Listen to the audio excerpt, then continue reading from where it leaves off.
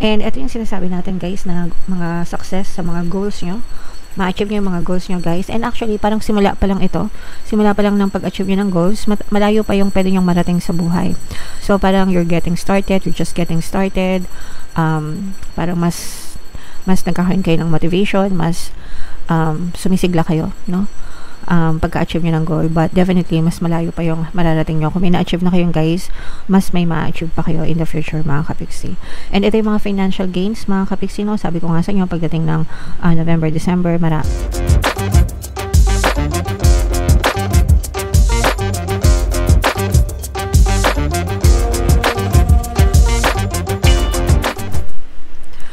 Hello guys, hello Taurus, welcome back to Pinoy Pixie Tarot. Ang pamagat ng episode natin for tonight is second half kapalaran or first half pala.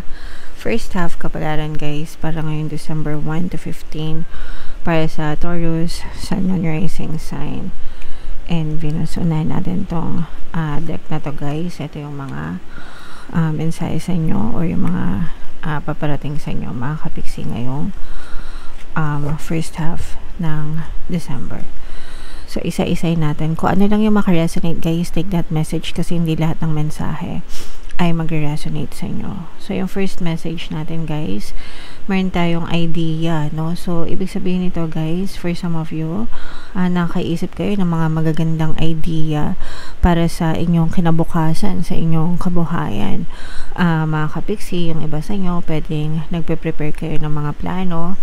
Lalo na gayon guys, no, na papalapit na yung Pasko and bagong taon, baka nagpaplano na kayo para sa mga gatherings nyo, baka nagpaplano na kayo kung anong gagawin nyo sa mga 13th month pay nyo, baka nagpaplano na kayo kung anong gagawin nyo for next year mga kapiksi.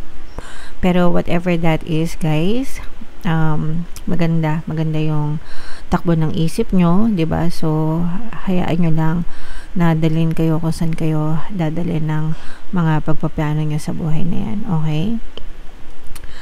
Another message ito guys, napakaganda kasi ibig sabihin nito naabot nyo na or maabot nyo na yung mga goals nyo, mga kapiksi, especially na patapos na yung taon ng 2025, no? So every year, kung matagal ka nang nakikinig sa channel ko, palagi ko kayong encourage guys, no, na maggawa ng plano, mag-create ng plano guys, para mga short-term goals and long-term goals guys.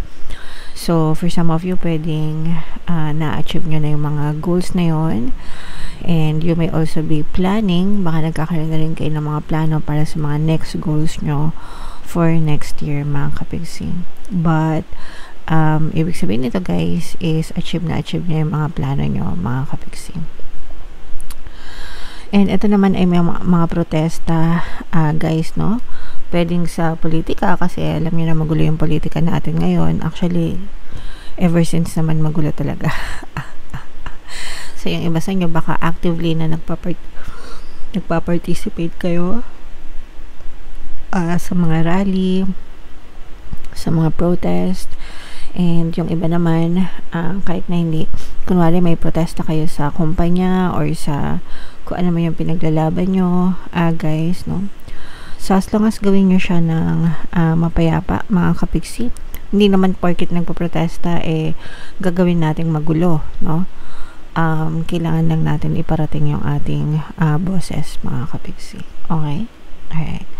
So, kailangan iayos pa rin natin guys. So, comment down below, Taurus, if feeling nyo nakaresonate kayo dyan. Shuffle natin to guys. Hanapin natin yung energy ng Taurus. Habang sinashuffle ko to, panoorin nyo muna yung video natin regarding sa ating paano mag-manifest ng abundance video course. Kapiksi, sawa ka na ba sa mga struggles at hirap sa buhay mo? Masipag ka ba at masikap sa buhay ngunit hindi ka pa rin umaasenso? Ilang beses ka na bang nag-attempt magnegosyo at mag-invest pero palagi ka pa rin nalulugi?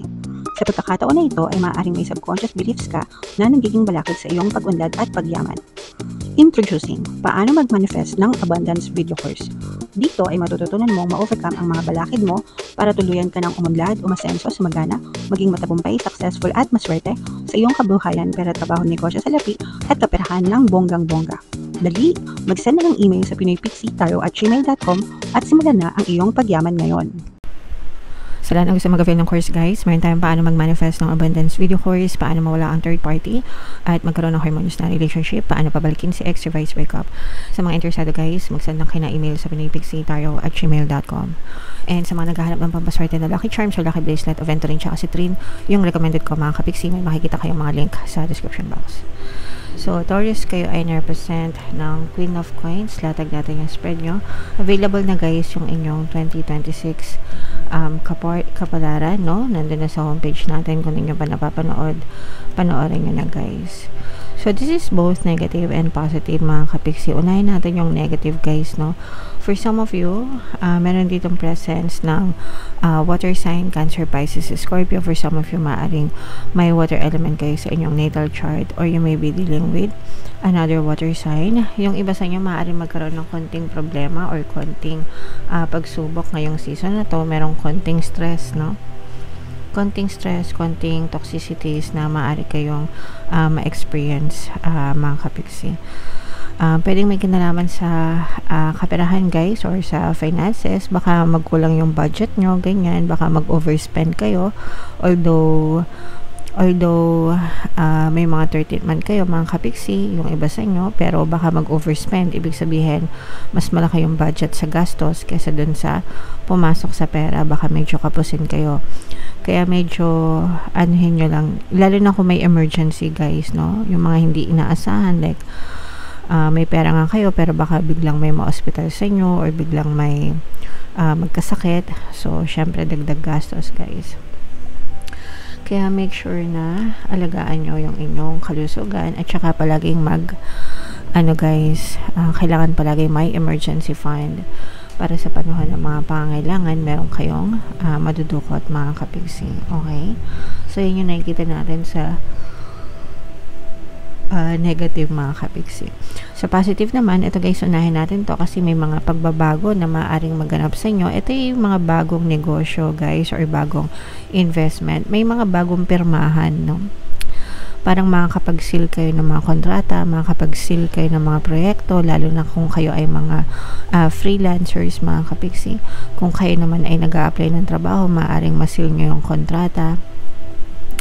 Mga job offer sa mga ina-applyan nyo, pero ito'y hudyat ng bagong simula para sa inyo guys. Okay? Tsaka yung mga commission guys, no?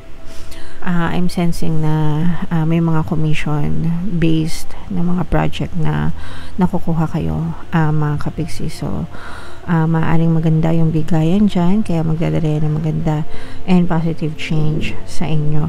Yung iba sa inyo guys, no, maaaring umangat din.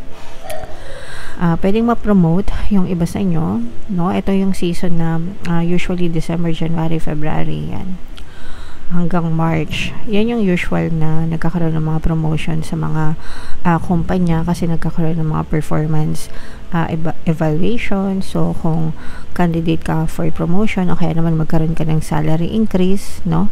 So, magandang balita yan for some of you kasi magdadala yan ng positive change sa inyo. Meron din mga good karma guys, yung iba sa inyo makaka-experience ng good karma. Syempre depende ito palagi sa intention nyo mga kapiksi. Kung masamang tao kayo, huwag kayong umasa na balikan kayo ng good karma, no? Bad karma yung babalik sa inyo. Pero kung mabuting tao kayo mga kapiksi, iba-iba kasi kayo ng sitwasyon guys, no? Iba-iba kayo ng sitwasyon, iba-iba kayo ng energy. Pero kung kayo naman ay mabuting tao and palagi nagkakawang gawa, definitely guys, babalik ang good karma sa inyo. Bukod sa good karma guys, nakikita natin na nagre-recover din kayo, especially pagdating sa kalusugan, dun sa overall being nyo guys, no? Yung kalusugan nyo, emotional, physical, mental, and even spiritual guys, nakikita natin na nagkakaroon ng magandang progreso. Pero syempre guys, pagdating sa health, palagi kong ina-advise kayo na magpakonsulta sa mga manggagamot para siguradong wala talaga kayong sigurado yung health nyo, and mabigyan kayo ng mga karampatang lunas, mga kapiksi. Okay? Pero so far, this is recovery pagdating sa health. So i-mind nyo yan guys, recovery, health recovery, itong mga good karma, promotion, pag-angat, mga pagbabago, no? I-mind nyo yan sa comment section, mga kapiksi. So what else guys, tingnan pa natin. So ito yung mga nagpapastress sa inyo. Meron talagang stress sa inyo guys, no? Or magpapastress. Ito guys, I'm sensing this is more of a situation type of stress, no? Kumbaga parang makaka-experience ka ng negative na sitwasyon na pwedeng magpaiyak sa'yo and magbigay ng labis-labis na stress, mga kapiksi. So kung kaya nyong iwasan yung mga negative situation hanggang kaya nyo para hindi nyo na ma-experience itong mga stress na to guys, iwasan nyo na, no? Excuse me, para hindi na lumala yung stress nyo guys. Okay? Alright. And ito yung sinasabi natin guys na mga success sa mga goals nyo, ma-achieve nyo yung mga goals nyo guys. And actually parang simula pa lang ng pag-achieve nyo ng goals, malayo pa yung pwede nyong marating sa buhay. So parang you're getting started, you're just getting started. Parang mas nagkakaroon kayo ng motivation, mas sumisigla kayo, no? Pagka-achieve nyo ng goal, but definitely mas malayo pa yung mararating nyo. Kung may na-achieve na kayong guys, mas may ma-achieve pa kayo in the future, mga kapiksi. And ito yung mga financial gains, mga kapiksi, no? Sabi ko nga sa inyo, pagdating ng November, December, mayaman talaga kayo guys. Kasi bonus, no? Bonus, 13th month, mandatory siya dito sa Pilipinas. For some of you, may mga 14th month, 15th month incentives, commission. So, congrats sa inyo. Gamitin nyo sa maayos na paraan, no? Yung inyong mga bonus, deserve nyo magpakasaya, mga kapiksi. Okay? Alright. So, ito guys, i-mind nyo na yung mga bonus na yan, mga more money, success, tagumpay, mga pagtaas ng buhay. I-mind nyo na sa comment section. Bunot lang tayo ng additional message for you, Taurus. Desire, okay? Harness its power to manifest dreams, not delusions. So, ito mga kapiksi, sabi ko nga sa inyo guys, yung mga desires nyo, yung mga goals nyo, ma-achieve nyo talaga yan.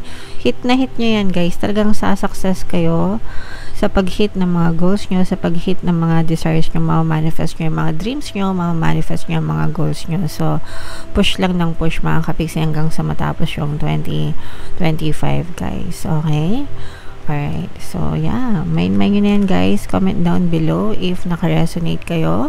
Ito yung ating 2026 kapalaran guys. Ito naman yung ating success stories ng paano mag-manifest ng abundance with your course. Click here to subscribe guys. Thank you for liking, sharing, and subscribing. See you next time. I love you all. Have a nice day. Bye-bye.